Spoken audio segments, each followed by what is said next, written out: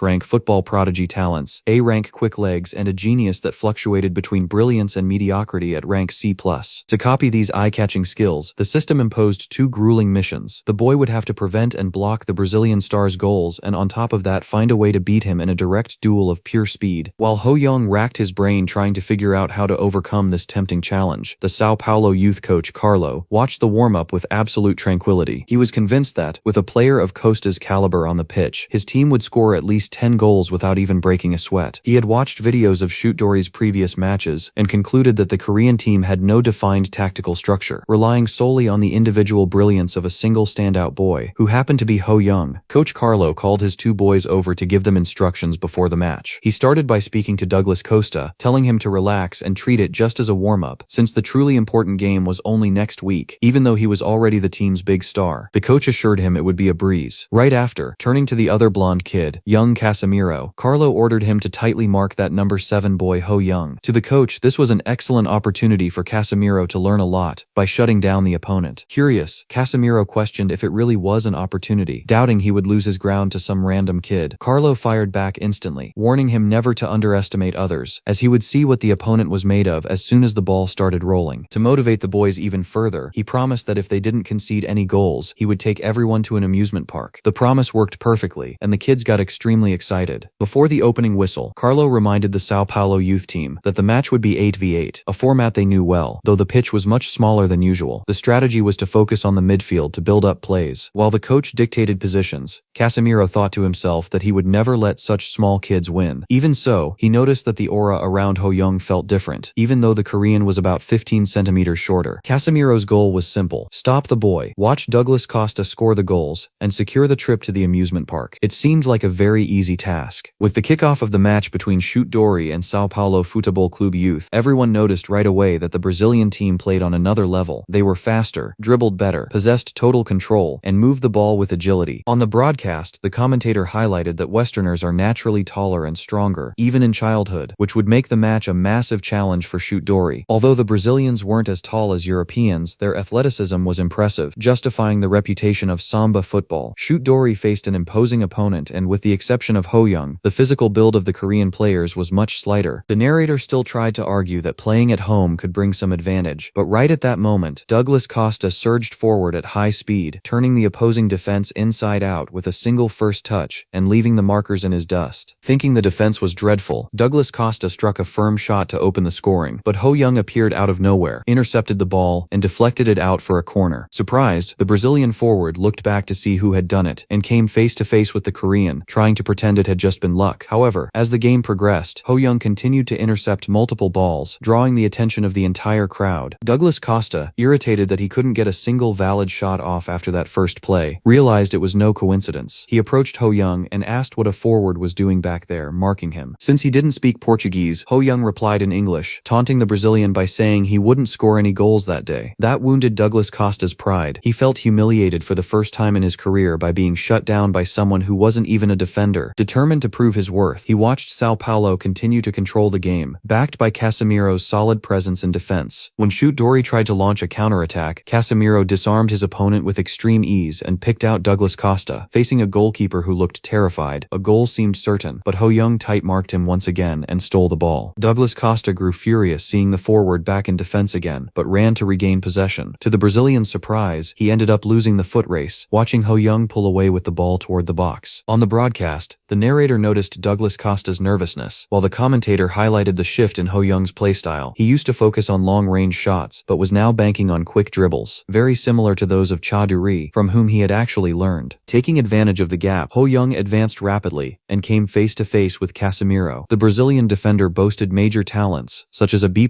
rank as a football prodigy, B rank in interception, and C rank in blocking. For Ho Young to copy these talents, he needed to fulfill two conditions: advance alone and score the goal. Knowing that in the future Casemiro would become Real Madrid's defensive midfielder and one of the leaders of the Brazilian national team, the Korean saw this as the perfect chance. Casemiro recognized his rival's speed, but tried to close down the space, thinking that running wasn't everything. At that exact moment, Ho Young pulled off a beautiful nutmeg on the Brazilian and blew past him like a rocket. No flashy tricks, just pushing the ball forward and running. The Korean boy invaded Sao Paulo's penalty area, found the back of the net with ease, and even joked that the goalkeeper was way too slow. The stands exploded as the goal was scored against the prestigious Sao Paulo. The commentator swelled with pride, and the narrator praised South Korea's bright future in the sport. Behind the scenes, director Che celebrated the perfect play, noting that the boy had surpassed both Douglas Costa in speed and Casemiro in marking. To him, Ho Young had proven to be a true master of the midfield, dominating both defense and attack. The production team immediately agreed, predicting that putting that sequence in the highlights would bring historic ratings for the episode. Behind the scenes, a production photographer commented, deeply impressed, that the soccer academies had absolutely no spots left. The craze for the sport was real and incredibly strong in the country. But in South Korea at that moment, the phenomenon was happening primarily because of Ho Young. On the pitch, the boy celebrated by mimicking the iconic gesture he had stolen from Cristiano Ronaldo, all while thinking about how incredible the talent he copied from Shaduri was, acting as if it were a literal cheat code attached to his body. Despite feeling a slight fatigue in his left knee, seeing the stands vibrating and celebrating his goal brought a wonderful sensation. Ho Young internally admitted his nervousness, knowing he was still playing in a stadium below his level, but the feeling of dominating the entire field was incomparable. It was at that exact moment that Casemiro's system window appeared before him, confirming that the copy of the B+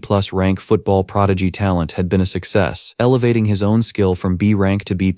Now, his arsenal included powerful mid-range shot C, solid muscles C, curved free kick C, and Chaduri's unique innate run-and-shoot skill. To acquire another one of Casemiro's talents, the system required 2 more goals and 5 individual breakthroughs. Since time was short and he needed to act fast, the young Korean decided to shift his focus to try and copy Douglas Costa's ball interception skill. During the halftime break, Coach Carlo decided to rest Douglas Costa so as not to worsen his physical condition ahead of the following week's important matchup. The forward tried to argue, saying he could improve his performance on the field, but the coach was firm in sending him to the bench. Carlo explained that he had received a valuable lesson that day and should use the rest to reflect on what he learned, seeking to evolve for the next challenge. Outraged, Douglas Costa questioned what he could possibly learn from Asians, boasting that as a Brazilian, he would soon become a star for the national team. Carlo's reaction was immediate and severe, warning the youngster that if a referee were there, that prejudiced remark would result in a straight red card. The coach ordered him to stay on the bench to watch the game as a spectator and see the truth about their opponent's skill. The game moved into the second half, and Ho Young continued to fly across the pitch, creating serious problems even for Sao Paulo's defense to position themselves. Watching everything from the bench, Douglas Costa finally began to be impressed by his rival's level. Carlo took the moment to give the athlete a reality check, reminding him that at 12 years old he was no longer that young, and that superstars like Ronaldo Fenomeno debuted in professional youth teams at 14. The coach pointed out that only fans tolerate foolish behavior, but even for that, one must possess genius. Recognizing his mistake, Douglas Costa apologized to the commander. Meanwhile, Carlo observed Ho Young with admiration, noting his excellent stamina, solid muscles, and explosive speed with the ball. Having trained countless athletes throughout his career, the coach realized the boy was on another level, never imagining that, in reality, that evolution looked almost like a supernatural pact from so many accumulated skills. Later on, Sao Paulo managed to find the back of the net against the goalkeeper, who was still showing fear of the ball. During the broadcast, the narrator commented that the Brazilians had finally entered the game, looking more adapted to the time zone and the cold. On the other side, Ho Young was beginning to feel extreme exhaustion, well aware that soccer is not a sport to be played alone. While the rest of the Chutdori team showed complete burnout, the young number 7 was the only one who could still move with some semblance of naturalness. He ran and pushed himself until the final whistle, which sealed Sao Paulo's 9-4 victory. Although the result maintained the Brazilian team's pride, the friendly match that was supposed to serve as a morale booster ended up leaving the squad demotivated by the struggle they endured. Even so, the Brazilian coaching staff was enchanted by the day's great surprise. When questioned by Carlo, the technical staff praised Ho Young's explosive speed with the ball, comparing his acceleration style to that of Ricardo Kaká in his early years. Carlo assessed that although the boy's basic fundamentals still needed adjustments, his quickness, intelligence, and love for the sport were evident, leaving only the question of whether he would become a brilliant genius or a light against mediocrity. Decided to take action, Carlo approached the stands to speak with Ho Young's parents. Although the father did not speak Portuguese or Spanish, the boy's mother, who had been born in Spain, promptly replied in the European language. Dispensing with the need for a translator, the coach introduced himself and praised the youngster's talent, calling him a diamond in the rough that needed polishing. Without hesitation, he made an official proposal for the boy to join Sao Paulo's youth academy. At the same time, out on the pitch, Ho Young was evaluating his options within the system, faced with the dilemma of choosing between Casemiro's defensive talents or Douglas Costa's offensive attributes. He concluded that since he already possessed the B+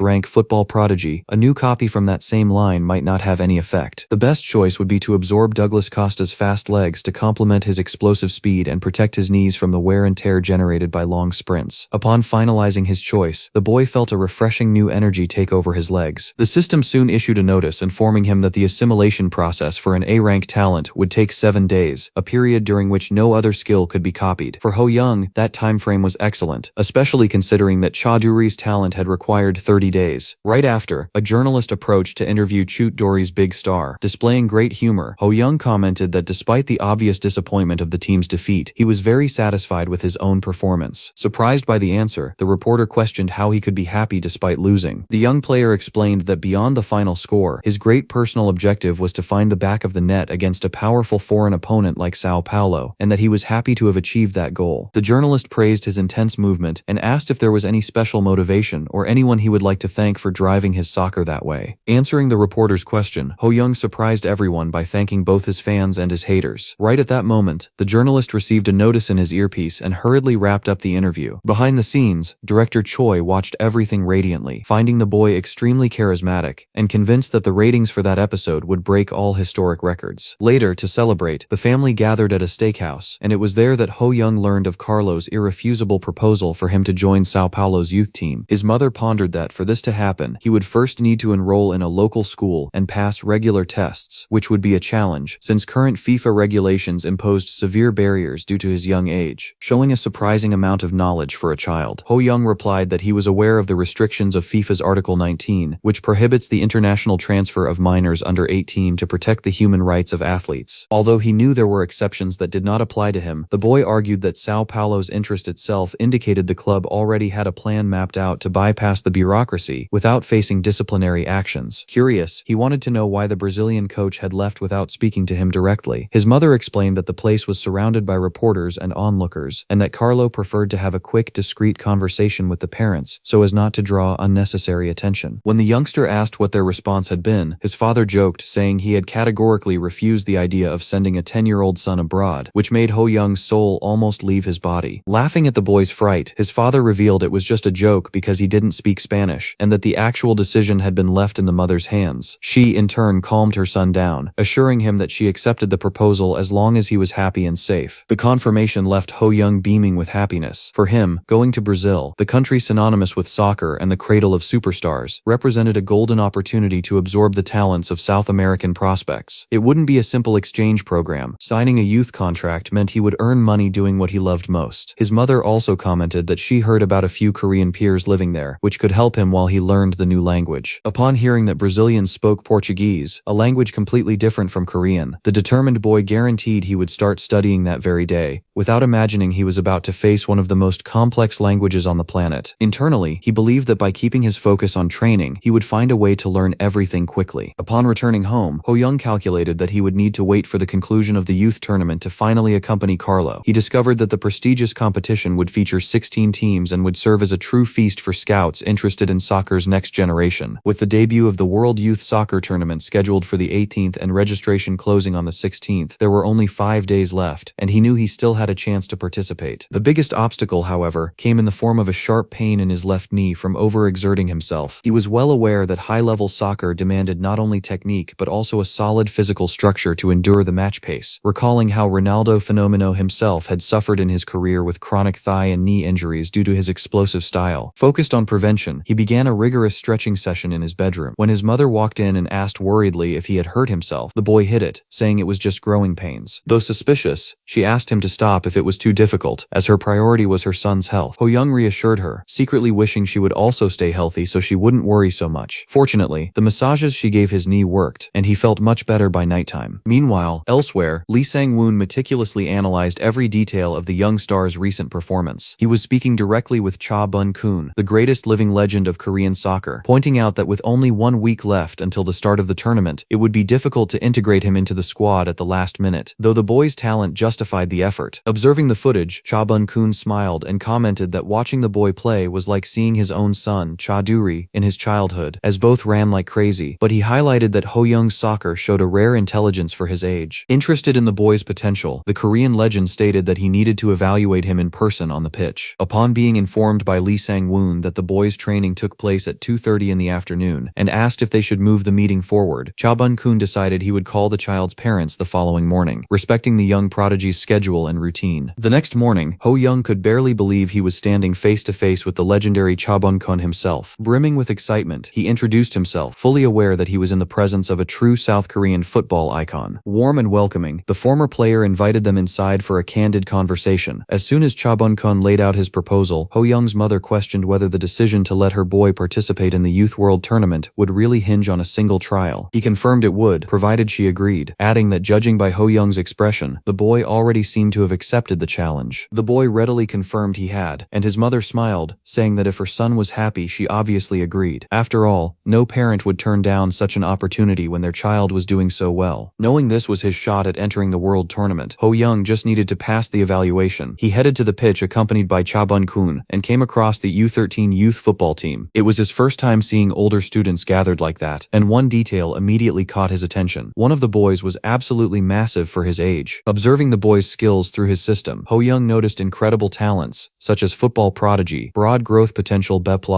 and confident driving Bess. That got him incredibly excited. Earlier he had asked Cha Bun-kun what the trial would be like, and the legend explained they would play a full pitch match, a classic 11v11. Ho Young knew the task would be far from easy. When the ball started rolling, Ho Young realized his team had been instructed to use a 4-4-2 formation, relying on two innovative, goal-oriented forwards. His position was that of a stealthy forward who needed to execute perfectly timed runs, a role focused exclusively on shaking the net, heavily compared to the style of clinical finishers and goal poachers like Italy's Filippo, Ronaldo from Brazil, and Henister Wright from the Netherlands. Because he played there, Ho Young tended to be marked with much higher intensity. However, in that early phase, he simply wasn't receiving passes and was being flat-out ignored by his teammates. Thinking the middle school boys might just be showing off and treating him like he was invisible because he was a rookie, he decided he wouldn't mind and would look for the game on his own. Ho Young sprinted through the midfield calling for the ball, making the young Lee Sang-woon comment on how incredible it was, though he thought the boy shouldn't advance so far. Observing from the sidelines, Cha Bun-kun countered, saying that the boy was actually doing very well. He explained that when there is distrust among team members, a player has no choice but to showcase their individual skills, something Cha Bun-kun himself had to do when he played in Germany. As the football saying goes, happiness comes when you have the ball at your feet, and even if there was a risk of losing it, that was the very essence of the sport, and the boy was putting it into practice without hesitation. Determined, Ho Young intercepted a pass from a player on his own team, leaving his teammate indignant and baffled by the action, but the protagonist knew that if they wouldn't accept him willingly, he would make them notice him through sheer talent. He dashed at full speed, leaving the opposing defenders bewildered by his quickness, as he displayed the style of a ruthless striker hungry for goals. The enemy defense tried to close the gap and form a wall, but Ho Young took a shot right then and there from the midfield. The ball wouldn't make it straight into the goal, so he shouted for the other forward to go up for a header, and the boy sent the ball straight into the back of the net. At that moment, Ho Young was focused on the system conditions required to steal talents. The first requirement was to make 15 or more assists in official or unofficial matches, and the second was to play alongside that goalkeeper for more than 250 minutes in official matches to acquire the height growth talent, since his goal was to reach at least 1.80 meters in this life. It was then that he realized a confusing detail, as he could swear he had seen that same boy wearing goalkeeper gloves earlier, but apparently, he was playing as the other forward. That was Seo Kyungjun, a name well known to domestic football fans for being a special player due to his stature, standing at 170 centimeters at just 12 years old. For a Korean to surpass 1.90 meters in adulthood was a rare genetic talent, which was why Ho Young was determined to copy it, even knowing the condition was difficult because it was a congenital trait. Focused on creating a solid attacking duo, he delivered another precise pass to Seo Kyungjun, who took advantage of the set piece to score another header. Later, in a private conversation, Cha Bun-kun showed he was deeply impressed by the boy's performance, having racked up 1 goal and 3 assists in his very first game. The coach even asked if he preferred giving assists to scoring goals, and Ho Young replied that he preferred shaking the net, but he had passed the ball to Se Kyung-jun because the opposing defense had dropped their guard by focusing solely on him. Pleased with the boy's reading of the game and his teamwork, Cha Bun-kun praised his attentiveness to the group and announced that he would start participating in competitions from that day on, adding that he would discuss the tournament details with his mother. Ho Young nodded while taking the opportunity to analyze the legend with his system. Cha Bun-kun's attributes were spectacular, including legendary rank thighs, experience-derived leadership at B rank, excellent insight on promising players at B rank, and excellent understanding of advanced techniques also at B rank. Other talents were still locked from view, but they could be acquired if he met the requirements of scoring 30 goals with mid-range shots from 30 meters or more in official matches, as well as reaching the semifinals of a FIFA-recognized official competition. Ho Young got so thrilled by the possibility that he ended up licking his lips like Sonic, making Cha Bun-kun look at him strangely and ask about that intense gaze, receiving an embarrassed, "It's nothing at all," as a reply. The boy's excitement was well-founded, since the letter L stood for the legendary rank he had never seen before. Cha Bun-kun's trademark was his 31-inch thighs, responsible for an explosive power and stamina worthy of a marathon runner, a speed that was on par with Cha Du-ri, owner of the best physical build in South Korean football history. Facing such an elite legend, the complex conditions made perfect sense. Breaking the silence, Cha Bun-kun wanted to know if Sao Paulo had contacted him again, mentioning that on a previous occasion Flamengo had taken a young Korean talent. Ho Young confirmed that he had also received an offer and that he intended to go abroad. The older man supported his choice, noting that while it would be a difficult path, it was ideal for someone who wanted to preserve themselves and develop into a great athlete. He added that experiencing football in different countries was the best way to polish one's talent. He also promised to stay in touch despite the distance, and made himself available to help if the boy ever ran into trouble. From that day on, Ho Young fully integrated into the team's training sessions, focusing on his adaptation and continuing to feed Seokhyung-jun with precise passes. Due to this successful partnership and his tactical vision, his dynamic on the pitch shifted, and he was eventually moved to the second striker position. Young Lee Sang-woon made sure to explain the details of the new role to Ho Young, breaking down how a second striker plays to support the main center forward and directly contribute to building goals. Anyone playing there needs to master both attacking and midfield duties, showing the ability to dribble, break through defenses, pass, and shoot. This required the boy to take initiative in plays, but without trying to carry the whole team on his back, always playing with confidence. Ho Young found the speech a bit contradictory, but chose not to overthink it and stayed focused. On the day before their tournament debut, he delivered yet another one of his pinpoint passes during training, and Seokhyung-jun buried it with a header. This made Lee Sang-woon marvel at how the duo's two-touch play was getting close to perfect. In the young coach's mind, with that level of chemistry, they were fully capable of aiming for a spot in the quarterfinals. After all, even if they faced European giants like the Netherlands or Portugal, the Korean boys weren't that far behind. He wrapped up the final session by congratulating the group for their hard work and sending everyone to the locker room. That marked the end of the final team practice, and Ho Young celebrated internally for having fulfilled the first condition to absorb Seokhyung-jun's skills. Now, only the second requirement remained, accumulating at least 250 minutes playing alongside him in official matches. Since each match in the youth category lasted 50 minutes, the protagonist calculated that he absolutely had to take the team to the quarterfinals to clock the necessary time. The next day, December 18th, the commentators and pundits were already opening the broadcast for the Youth World Championship, an event organized jointly by the Korea Football Association and the MBS Network, marking the first international youth tournament hosted in the country since the historic 2002 World Cup. As the team stepped onto the natural grass of the stadium, Ho Young felt the weight of the moment. Even with the stands empty, he experienced the genuine thrill of being a professional player. While shaking hands with the opponents, it hit him that facing Poland meant he could have crossed paths with Lewandowski had he arrived a few months earlier. He deeply regretted missing the chance to face the man who would become one of the greatest strikers in the world alongside Suarez and Harry Kane, leaving him visibly dejected and leaving the Polish players utterly confused by his sad expression. Putting his regrets aside to focus on a victory for Cha Bun-kun FC against the Poland national team, the referee blew the whistle to start the match. In the broadcast booth, the play-by-play announcer and the color commentator pointed out that Ho Young's presence would be the ultimate secret weapon the Europeans wouldn't see coming. The home team lined up in a 4-4-2 to press across the entire pitch, while Poland opted for a 4-2-3-1 to try and dominate through physical strength. This strategy worked initially, with the Polish midfielders controlling the action and piercing Cha Bun-kun's defense with ease. Striker Jarosławik broke past the back line to receive a lofted pass, confident that a clean touch would be enough to beat the keeper one-on-one, but he was suddenly blindsided by a precise tackle from Ho Young. The Pole was left stunned, questioning what a forward was doing all the way back in defense. After stealing the ball, Ho Young unleashed an impeccable pass and dashed forward at full speed off the ball, completely scrambling the markers trying to track him, before receiving the return pass up the pitch with perfect control. The Polish defense tried to form a human wall, but the boy tapped into a monstrous burst of acceleration, leaving the defenders in his dust and even rounding the goalkeeper, before walking the ball right into the back of the net. At the 7-minute mark of the first half, Cha Bun-kun FC opened the scoring thanks to Ho Young. In reality, he had just wanted to score a beautiful goal, but his legs picked up so much speed that he lost his brakes and ended up tumbling into the net right along with the ball. While the broadcast showered praises on the boy's absurd potential, the Polish manager gesticulated wildly on the sideline, outraged and demanding to know who that kid was. To him, this went beyond just being good at football. It felt like someone bringing a grenade launcher to a fistfight. Later, as the match went on, one of Cha Bun-kun's midfielders found himself completely cornered by opponents, but spotted Ho Young open to receive the ball. Upon controlling it, the protagonist noticed 3 markers rushing his way. Realizing space was tight, he shouted for Seokhyung-jun to make a run into the box. His teammate caught on immediately, slipping into the defense's blind spot and accelerating as he anticipated a high cross for a firm header, just like they usually did. However, Ho Young spotted a direct opening to the goal. He checked his momentum to clear a shooting lane and unleashed a stunning blast the moment he stepped into the penalty area, ripping into the back of the net. The broadcast microphones captured the sheer brilliance of the play, praising how he unexpectedly opened up a shooting angle instead of making the pass. This left Ho Young beaming with joy, having perfectly executed a play that previously only existed in his imagination, feeling firsthand the euphoria reserved for the true icons of the sport. During the celebration, a system notification popped up, showing that his mid-range shot talent had evolved to C+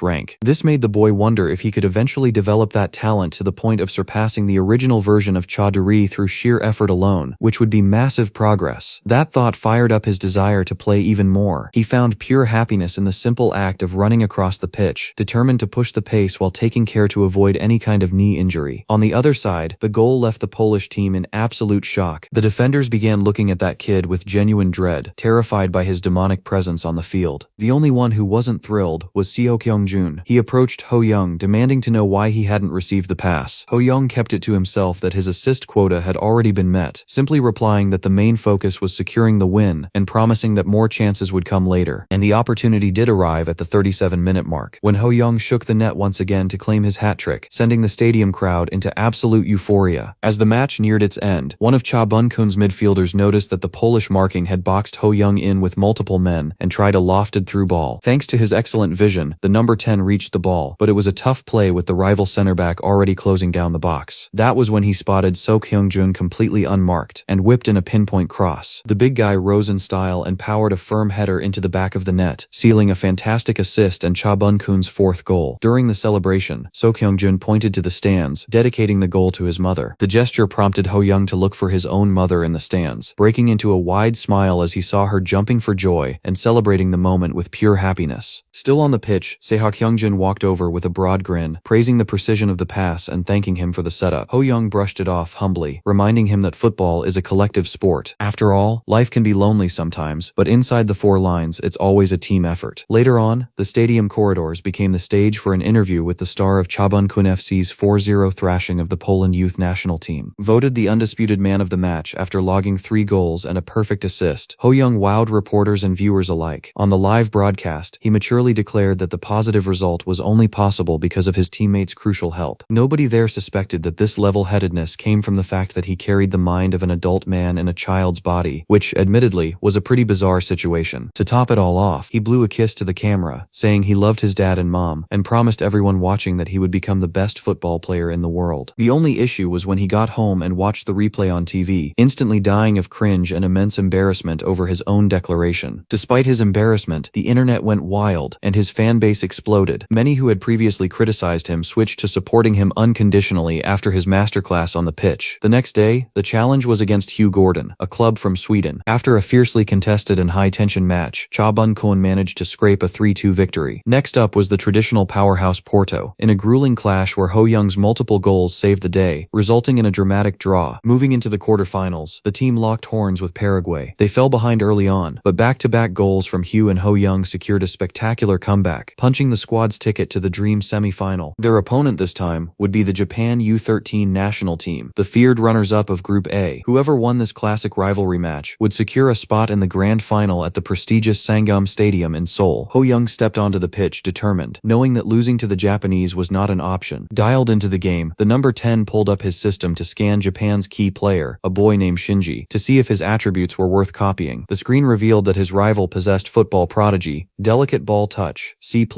and off-the-ball movement, C. To steal those qualities, the conditions were clear: win the match and disarm his direct opponent at least 5 times. Ho Young found that second target terrible. After all, he was a forward, not a defender. But since destiny wanted it that way, he decided to play as a free man on the pitch. He walked up to his opponent and said bluntly, "Your life is going to be hell today," leaving Shinji completely baffled, wondering if the Korean kid had lost his mind. Adopting a free role meant roaming the entire pitch without a fixed position, a play style that demanded an absurd tactical sense and perfect reading of the game to occupy the right spaces at the exact right moment. But he was willing to try, and he began tracking the Japanese number 10 wherever he went. At the 7-minute mark of the first half, the Japan team turned up the tempo and threaded an excellent vertical pass toward Kagawa, but Ho Young suddenly tracked back to provide cover. Shinji tried to accelerate, finding it bizarre to see a forward applying that kind of defensive pressure, and betting he could win on pure technique since he had better ball control. However, the protagonist stuck his foot out and made a clean tackle, instantly launching a counterattack. On the sideline, young Lee Sang-woon watched open-mouthed, unable to comprehend why the boy was playing so deep, while the substitutes on the bench shouted excitedly at the goal-scoring chance. That defensive efficiency was only possible thanks to a talent Ho Young had previously copied from Casemiro. B-rank ball interception. Shinji was left in shock, feeling deeply humiliated at being dispossessed like that by a frontman. Unfortunately for the Japanese player, the nightmare repeated itself over and over, with the Korean forward picking his pocket until he completed the quota required by the system. With his defensive goal checked off, Ho Young figured the mission to win just got a lot easier and shifted his focus entirely back to the attack. He surged down the field like a literal bullet train, tearing through the opposing lines with sharp cuts and leaving the Japanese defenders completely rooted to the spot, unable to halt his momentum. Nearing the box, he unleashed a powerful shot toward the goal. The rival keeper managed to parry the absolute rocket, but since the number 10 had already anticipated the rebound and noticed So Hyung-jun attacking the open space, the big man rose unchallenged to meet the loose ball, nodding it into the top corner to open the scoring. From that point on, the match turned into a one-sided affair. Japan was completely pinned back, powerless to do anything but defend until the final whistle, cementing a 3-0 scoreline for Chabunkun FC. On the broadcast, the commentators highlighted the flawless game played by the young prodigy, who on top of his attacking brilliance, gave a masterclass in defensive tracking. This sparked widespread celebrations among the squad for capturing a spot in the grand final. Now, only one step remained to claim the title, and the squad kept a close eye on the other semi-final between Germany and Sao Paulo FC to find out who their opponent would be. To Ho Young's surprise, the Germans handed a resounding 4-0 thrashing to the Brazilian club, who had been considered by many as the absolute favorites to lift the trophy. Analyzing the game from inside the locker room, the protagonist felt a bitter taste of disappointment. He was deeply impressed by the Europeans' physical builds, noting that several of those boys already easily cleared 1.70 meters in height, looking much more like high schoolers than middle school kids. He knew that going toe-to-toe with that physical imposition would be a colossal challenge, which prompted him to check his own status window. At the moment, his arsenal consisted of football prodigy, mid-range shot C+,